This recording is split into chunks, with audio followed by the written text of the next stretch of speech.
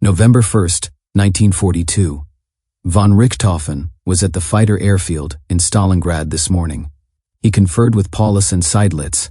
Von Richthofen stated that the efforts of the Air Force are achieving nothing, since the artillery is not cooperating, nor does the infantry know how to exploit the conditions created by the Air Force. The infantry continues to stand idle.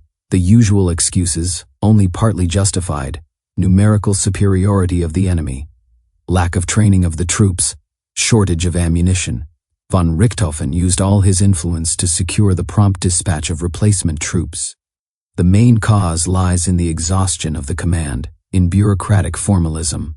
9 November 1942. Intense cold has begun. The Don front frozen. 11 November 1942. The 7th Air Fleet has operated intensively over Stalingrad and against the enemy concentrated opposite the 3rd Romanian Army. 12 November 1942. Entry by von Richthofen. The Russians continue to concentrate their forces opposite the Romanian Army. The 7th Air Fleet and the Romanian Air Forces continue to bomb these ground concentrations. When will the Russians go over to the attack? For the moment it seems that they do not have sufficient materiel. Let us hope that the Russians do not succeed in breaking through the front.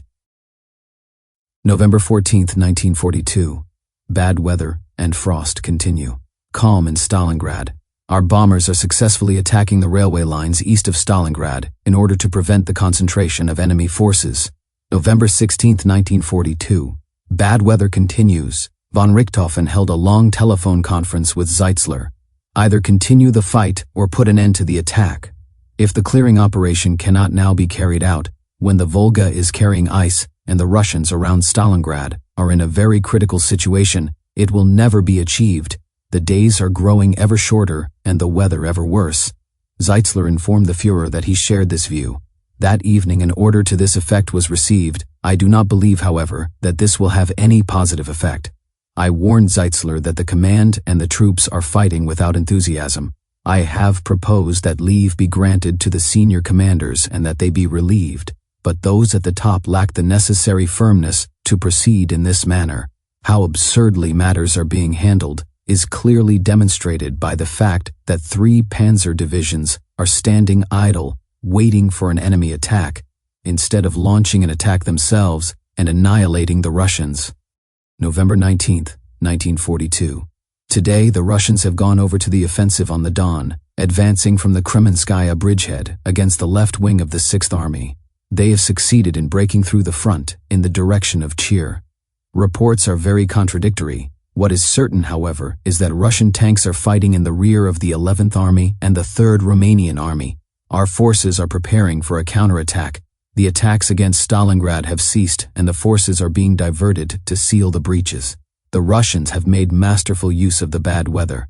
Rain, snow and fog have prevented the Luftwaffe from intervening. The 4th Air Fleet at Oblivskaya has been able to get only a few aircraft into the air. It is impossible to seal the breach in the Don front by means of aviation. The exact situation is not known. Let us hope that the Russians do not reach the railway line, the main artery of our supply system.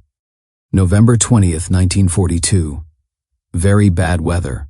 The Russians have not managed to advance on the Don front. Russian tanks are calmly roaming about in the rear of our front. A German defensive front is being formed, composed of reserves and forces drawn from Stalingrad. All ground forces of the Luftwaffe are being committed to the Don front. Von Richthofen stated, I am convinced that if the weather improves even slightly, we can annihilate the enemy through a concentric attack by the air forces. But we need good weather if we are to save anything at all. November 21st, 1942. No aircraft can take off. Very bad weather prevails everywhere. For the moment, no effective defense can be contemplated. This morning, the Russians captured the bridge near Kalach, of vital importance for the supply of the 6th Army. Why was the bridge not destroyed earlier? Why was it not defended better? The left wing of the 6th Army is falling back ever farther to the east. They believe they can no longer defend the Kalach positions. No firm decision is being taken, and apparently they intend to allow themselves to be encircled between Stalingrad and the Don. The airfields located in the Don Bend, in the Kalach region, are being overrun by the Russians, especially those used by reconnaissance aircraft. The Stuka units now form only a weak group. The butchers were able to take off at the last moment, under the command of their commander, Lieutenant Colonel Hitzschild. On the evening of 21 November, General Fiebig, Commander-in-Chief of the 8th Air Corps, telephoned the command of the 6th Army and its Chief of Staff, General Schmidt, at Nizhny and offered an assessment of the situation near Kalach. Schmidt replied, "There is no immediate danger to the bridge. The bridge will be defended from the heights of Kalach. The Commander-in-Chief intends to form an encirclement." General Fiebig asked how he envisioned supplying the 6th Army, whose supply lines had in fact already been practically cut. General Schmidt replied by air to this. General Fiebig responded, heard on the second receiver by the Commander-in-Chief, Colonel General Paulus, "It is completely impossible to supply an entire army by air. The Luftwaffe does not have sufficient transport aircraft." Colonel General von Richthofen noted in his diary on 21 November, "The 6th Army is counting on being supplied by air. We are trying by every means at our disposal to demonstrate to it that this is completely impossible since we do not possess the necessary transport." November 22, 1942. In the morning, a conference took place with the 6th Army in the presence of Colonel General Hoth, 4th Panzer Army, and General Pickert, whom the Chief of Staff of the 6th Army questioned about the situation. General Pickert expressed the opinion that the encirclement should be broken immediately in a southwesterly direction. General Schmidt, however, took a different view. "We cannot do this because of a lack of fuel, and all this will end in a catastrophe like in Napoleon's time." Pickert offered 160 guns of 2 cm caliber. The soldiers would carry the ammunition. No, the army would form a hedgehog. It was bound to Stalingrad by superior order. General Pickert, like General Fiebig before him, stated that he did not consider it possible to supply the entire army by air. But General Schmidt again rejected the proposal. "It has to be done. For the moment, all the horses remaining inside the pocket could be consumed." November 23, 1942. The weather has improved somewhat in the Donetsk region, but very few aircraft are able to take off and the course of events cannot yet be foreseen. The 6th Army has been partially supplied by air. Von Richthofen commented on the situation with the following words: "The assumption has been confirmed that the Russians, after their surprising successes in breaking through the fronts of the two Romanian armies, would now throw all their forces against the Stalingrad pocket in order to annihilate our forces there and free the course of the Volga. The remaining Russian forces in the region are very weak and are conducting only probing operations. The bad thing is that we can no longer rely on the Romanian 6th Army Corps, which covers a large sector of the front." Colonel Stahel, who had been entrusted with the formation of the 2nd Ground Forces Group, composed of ground units from the 8th Air Corps, anti-aircraft batteries, and German and Romanian soldiers from scattered units, has received orders to clear the railway line to the Don. Von Richthofen, if he succeeds, we may then be able to create a corridor for supplying the Stalingrad pocket. Radio-telegraphic dispatch from Paulus to the Army High Command, November 23, 1942. Command radio telegram to the Army High Command. Copy to Army Group B. My Führer, since receipt of your radio telegram of the evening of 22 November, events have developed precipitously. We have been unable to prevent the closing of the encirclement from the west and southwest. In both sectors, further enemy infiltrations have been reported. Both ammunition and fuel are running out. For the moment, no intensive or adequate supply can be envisaged. The army is rapidly moving toward annihilation, unless it succeeds in destroying the enemy by concentrating all available forces to the south and west of the enemy's axis of attack. To achieve this, it is necessary without delay to withdraw all units fighting in Stalingrad, as well as strong contingents from the northern front. The immediate consequence must be a breakthrough toward the southwest, since it is entirely impossible to defend the eastern and northern fronts. We shall lose much materiel, but we shall save the majority of the fighting troops and at least part of the equipment. I accept full responsibility for the gravity of this report, and add that the generals holding command, Heitz, Strecker, Hube, and Janicki, judge the situation in the same way as I do. I urgently request, in view of the situation, that you grant me full authority to act. Heil, my Führer, Paulus. November 24, 1942. The weather has improved noticeably in the Stalingrad Don region.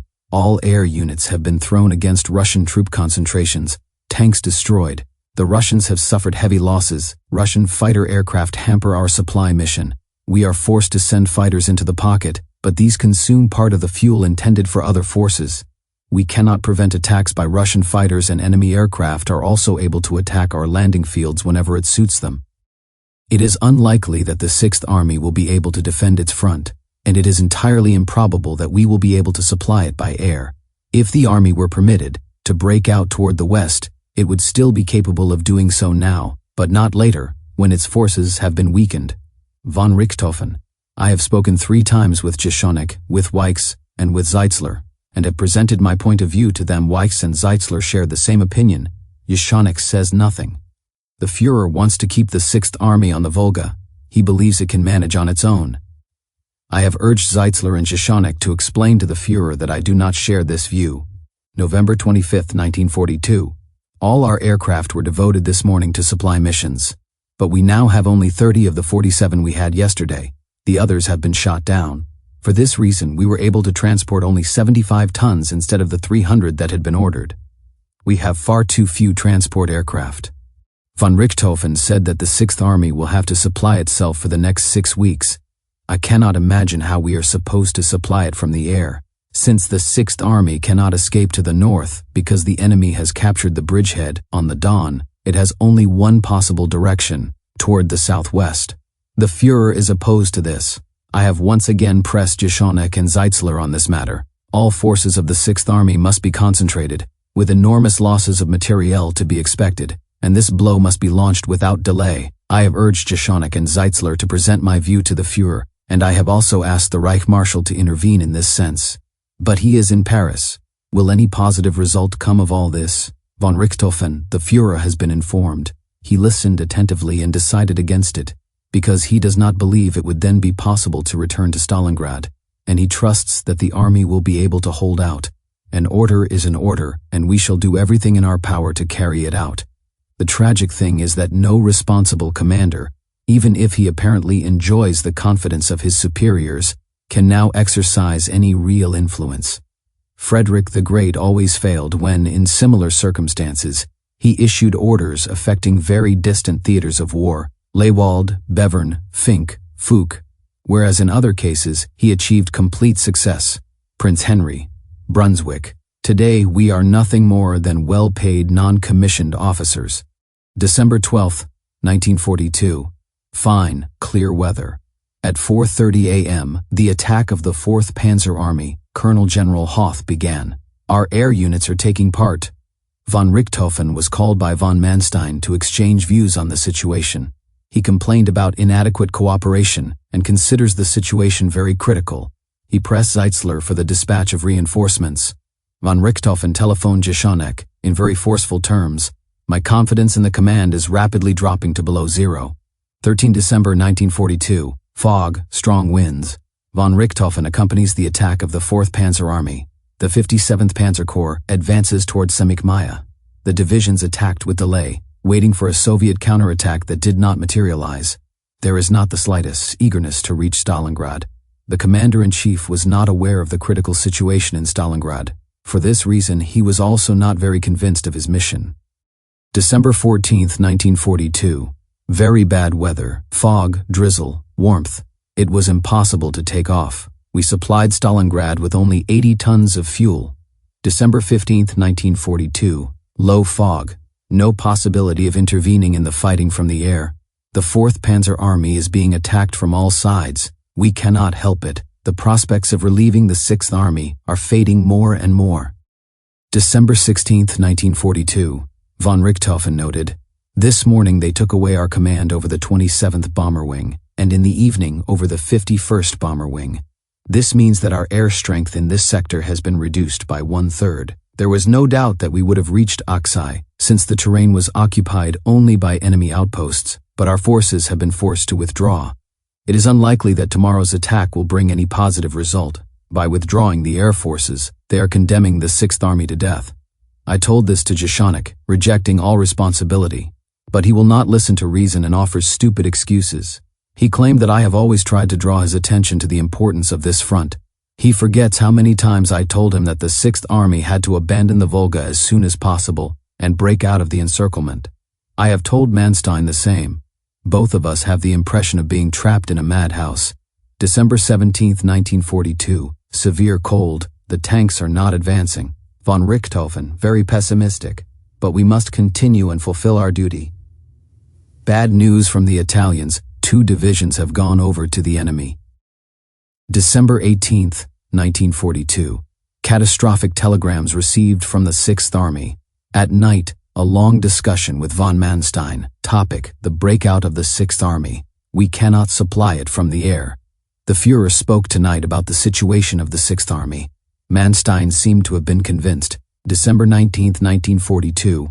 Army Group Manstein has issued the order. The 6th Army is to break out toward the southwest. Stalingrad was supplied by 154 aircraft, which transported 289 tons. Entry by von Richthofen. The Führer has decided that we must hold fast in Stalingrad. Through Manstein and Zeitzler, I have learned that the Reich Marshal stated that the supply situation was not so bad, quite apart from the fact that a short stay inside the encirclement would do him a great deal of good. The truth is that he paid not the slightest attention to my reports. We are being treated like foolish little children and are tied hand and foot.